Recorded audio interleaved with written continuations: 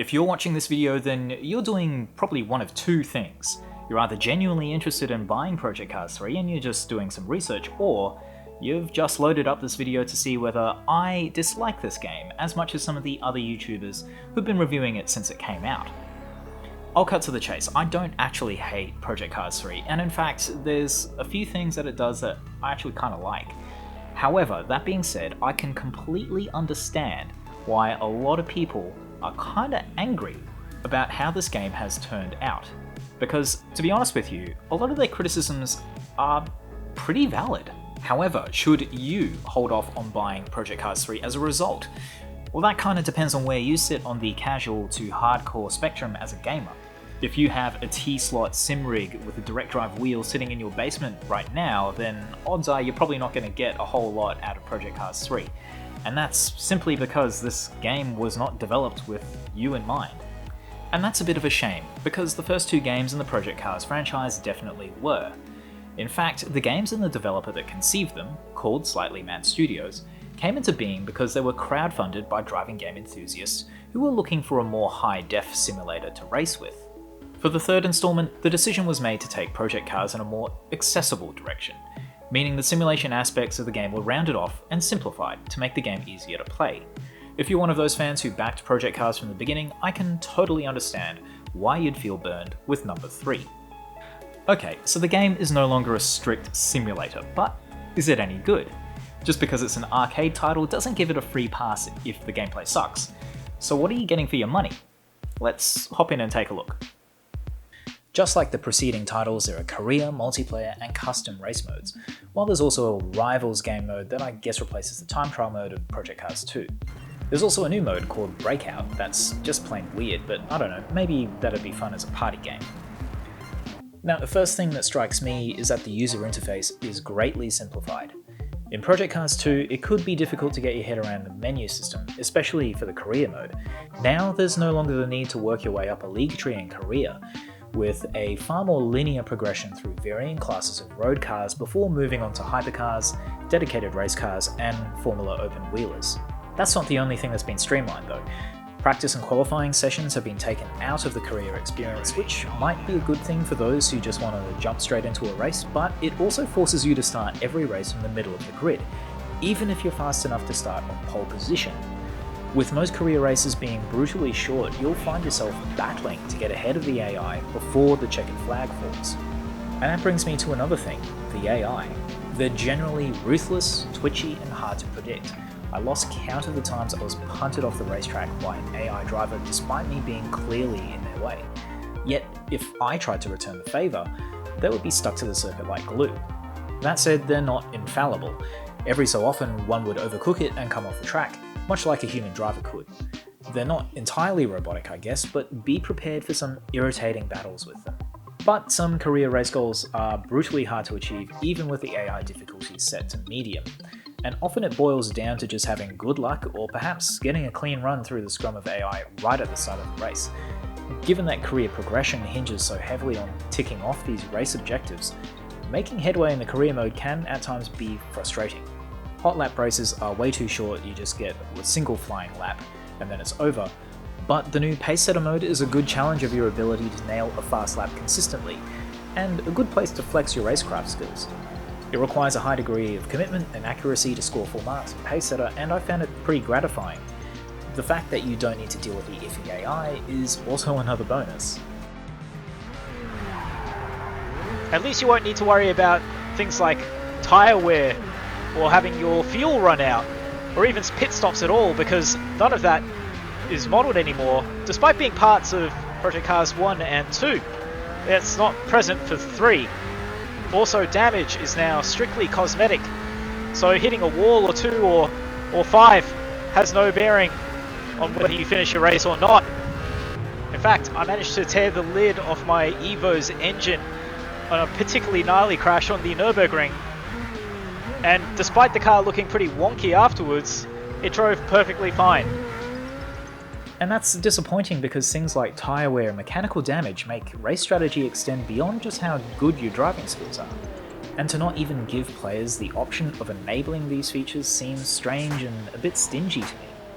After all, the game runs on the same engine that powered Project Cars 2, so it's not like the code is incapable of this stuff.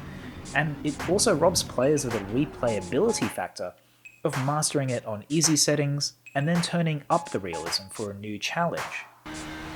However, on the other side of the coin are the weather effects. Racing in the wet can be nail-biting intense, with puddles of standing water adding an extra challenge to winning races. If you hit a puddle of water at speed with the power on, be prepared for an instant spin. Try and stab the brakes on, and you'll just aquaplane. The dry racing line also gets treacherous when moist, as it does in real life, so it's obvious that the fantastic friction modelling that made Project Cars 2 so realistic is still somewhere beneath all of the other dumbed-down features. Besides that, accumulating enough money to buy new cars and upgrades is a real grind early on in a career, as earnings are only paid out when you level up on your driver's XP rank. Performing rivals races can be a neat way of earning XP without having to slog through the career mode though, and I recommend doing so. The effort to XP payout is pretty good with these races, and if you want to unlock all of the cars, you'll definitely need to rank up as fast as possible. Now that brings us to the car selection, which is, to be honest with you, a mixed bag.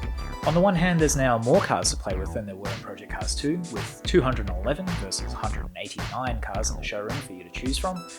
But that said, there's a lot of recycling going on. After all, why else would there be the pre-update Toyota 86, the last generation Civic Type R, and the old Mercedes A45 in the mix, rather than their present-day equivalents? And that stands out all the more because there's plenty of new metal like the McLaren 720S GT Racer, the A90 Toyota Supra, the Aston Martin Vantage AMR, and even the Koenigsegg Jesko to play with. The vehicle classes are also nonsensical. Putting retro races alongside modern metal in the same race just seems bizarre to me. But a big plus is the ability to modify your car, a feature that wasn't available in previous Project Cars titles. Not only can you tune your vehicles and give them more power and grip, but you can take a street car and juice it up to full race car status if you really want. However, you should note that not every car is capable of that. If you've developed a fondness for a particular platform, it is nice to be able to keep using the same vehicle right into the big leagues just by upgrading it as your own career progresses. However, while there are branded wheel and tyre upgrades to choose from, the powertrain, suspension and other mechanical upgrades are just generic Stage 1 or Stage 4 selections. I know it's a small thing, but being able to nominate, say, a Cosworth high compression piston upgrade instead of just a no-name engine power-up would have been a nice touch. Tuning your car will also be a necessity if you want to correct the slightly odd dynamics of Project Cars 3. While previous games gave you hyper-real handling, the road cars in PC3 seem overly sensitive to trail braking, making them brake into oversteer the instant you give the brakes a hard stomp into the corner.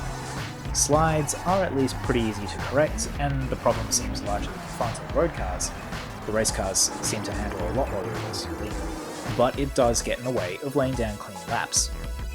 Thankfully, you can dial it out by buying the Motorsport suspension upgrade, firming up this front suspension, adding some toe-in on the rear wheels, and turning down the rebound damping at the rear. Give it a shot, that might fix things if you're struggling with the handling. Visual customization options aren't that amazing though. I was expecting body kits, wings, wide body kits and whatnot, but instead you get none of that, and just a fairly limited paint and graphics system instead. It's definitely not as fun as Forza Horizon 4 or Need for Speed Heat in that regard. Now, I played Project Cars 3 on a PC using a Logitech G920 and an Xbox control pad. It's actually pretty good fun on the control pad, so unlike previous Project Cars games, you won't need a wheel to get the most out of it. That said, the wheel is far more satisfying, though I miss the extensive force feedback tuning options in the previous game. The force feedback modelling has also been improved for Project Cars 3, and I do admit that it does actually feel a lot better than it did in Project Cars 2. However, on this Logitech G920, it does seem like it's lacking strength in the feedback. I'd like it to be able to have a bit more force to it. And I don't think it's anything to do with the wheel either, because I use the same wheel in games like Assetto Corsa and even Forza Horizon, and it feels a lot stronger in those games than it does here.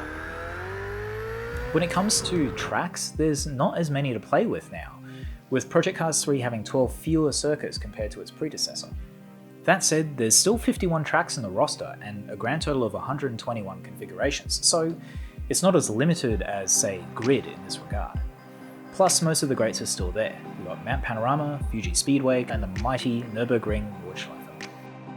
Now, the graphics. To put it bluntly, they haven't improved from the previous game.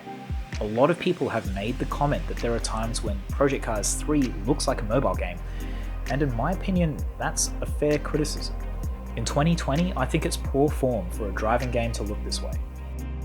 It seems that there's a bit more world detail in terms of trackside furniture, but most of the car models and other game assets look like they were ported straight over from the last iteration of the Project Cars franchise. There's also something odd about how the cars in Project Cars 3 are lit and how they reflect light that makes them look clearly artificial, while shadows also lack edge definition even on sunny days. Night racing is particularly bad when there's several cars on the track, with a lot of cars looking like they've been covered in matte paint. In fact, the absence of reflections at night really kind of weirds me out, and it's not like the reflections are much better during the daytime either. Texture detail could also be lifted to bring it up to 2020 standards, both for the cars and the circuits. I should note that I reviewed this game on a PC with every graphics option turned all the way up. If you're playing on a console, do not expect it to look the same. In fact, it will probably look worse. That said, the way the cars bob and bounce over the track certainly looks realistic, and Project Cars 3 does do a great job of giving you a strong sensation of speed, especially when you're playing from a cockpit view. The game can also be played in VR, which is probably a good move to make if you have that hardware, because the cockpit views are quite detailed and accurate, and as I said before, the sensation of speed that you get in non-VR is quite good, and I imagine it'd be pretty excellent if you had a VR headset strapped to your face.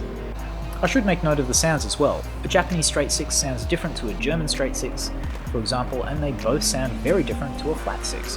In fact, all of the cars I drove sounded pretty faithful to the actual real-world cars that they're designed to emulate, and I think that's great. Okay, here's the summary.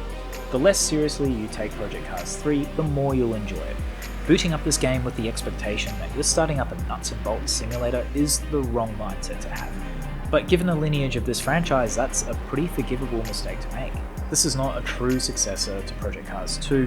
In fact, if anything, it should have been called Grid, because it's a lot closer to what the latest Grid game should have been. It's an accessible and reasonably authentic driving game that doesn't bog players down in an unusual simulation, yet is a lot more realistic and challenging than the often cartoonish experience that is Grid.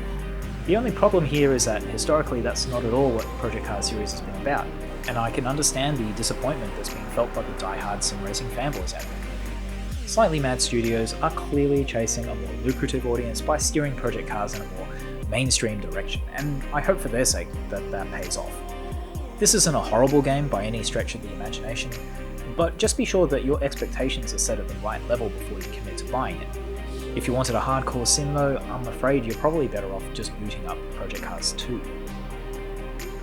That's it for this review. Thanks for watching. If you found it helpful, please do subscribe to my channel, as I'll be doing more gaming content that you won't miss out on.